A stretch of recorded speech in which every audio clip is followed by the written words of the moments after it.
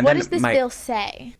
So when my colleagues reached out, they were saying that there was like teachers would be required on June 30th to have lesson plans in for the next school year. I'm like, is that a joke? Bro, I don't know what I'm sorry, teaching. I didn't mean to interrupt Because it's so comical. Listen, like when it's I very first funny. heard that, I legit laughed out loud because that I is didn't so think it was real. ridiculous and so against best practices right. that it's well, and that's the God. thing. So it's not even like teachers are lazy and don't want to do it. Best practice tells you, because this is the other thing. Sorry. So you have your lesson plans in turn June 30th, and you cannot deviate from these lesson plans. That and is you have to print them ridiculous. out, turn them in, take them to the office, because parents then will comb through Child. and tell you what they No. think is appropriate or not appropriate No. to teach. The wild thing is, parents already have this autonomy, because if you look at the state standards in each state, it tells you the objectives of what we will teach throughout the school year. Exactly. So this was just overreach. So June It's 3rd, you turned it overreach, in. yeah. Here's the problem with that. Now, I'm going to talk about it from as a pre-K and then open it up to, I want you guys to tell me what Oh my the gosh, problem yes. with your, so as a pre-K teacher, we have different objectives. A lot of what we do is social and emotional. And I'm just going to talk about lesson plan. We'll get to the social and emotional aspect of the bill later. If I want to do a nature walk on September 12th and it rains, Right. but we need to go on that nature walk, I can't just do it the next day because it's not on September 13th's lesson plan. So June 30th, babes, you better know if it's going to rain on September 12th. And Which if is not, freaking ridiculous. right, and That it's is in insane. Indiana. So it will snow October 20th.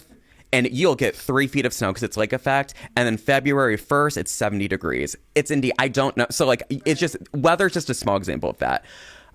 Now, for someone who teaches English, right? At the 6th grade level? 7th grade, unfortunately. 7th grade. I miss my 6th I graders. think if someone said wasn't, if someone unfortunately. isn't grasping something that you're learning about grammatically, right? If they're just not grasping how to properly use a semicolon, you can't go back and reteach it. That is the most know. insane thing ever, because with state testing and just testing in general, we do data-driven instruction. So we have like a pacing guide, but if our kids' scores are showing they are not doing well in a particular standard, we don't supposed move to go on with the back. pacing.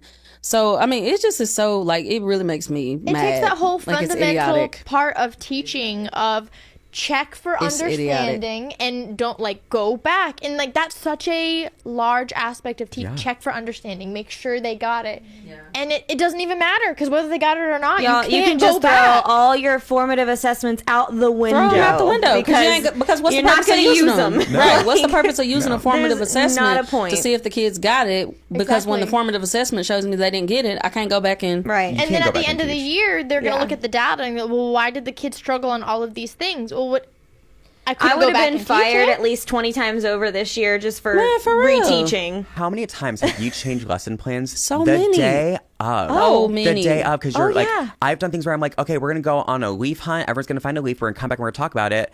And I wake up and there's, 12 inches of snow. Right. Or I'm like, hey, everyone, we're going to do this as a class project today. And I have 12 kids show up because there's things like pandemics that right happen. teaching You can't through a plan whole for that. panorama. Well, there have been days, Oh, Marianne one. out here still acting up. Like, I never get tired of you saying that. Like, as many times as I've heard you say it, I never get tired of it. There have been days, Right. teaching high school social studies. A lot of my kids are older. They watch the news. Right. They want to Right. be involved. They want Right. to ask Right. questions. And when things happen in the world, there have been so many times that I've just scrapped what we were supposed to do for that day to talk about What's relevant. going on Yeah. and what information 100%. can we find and what do you think about what's going on, and having the kids, even the kids who disagree on events Right. going on in the world, have them talk about it with Right. each But other. And I wouldn't be able to do that anymore. Oh, you wouldn't be able to do that all because I have a piece of the legislation for each of you to talk about. So, gosh. so you can't talk about any of that under this bill because you cannot talk about politics. You cannot talk about political parties. how the hell are you supposed And to you teach can't- social studies? and Blank that word out. you I'm cannot- sorry, but you- how are you supposed to teach social studies? You can't talk about politics. You also cannot talk about anything that might possibly make someone feel inferior.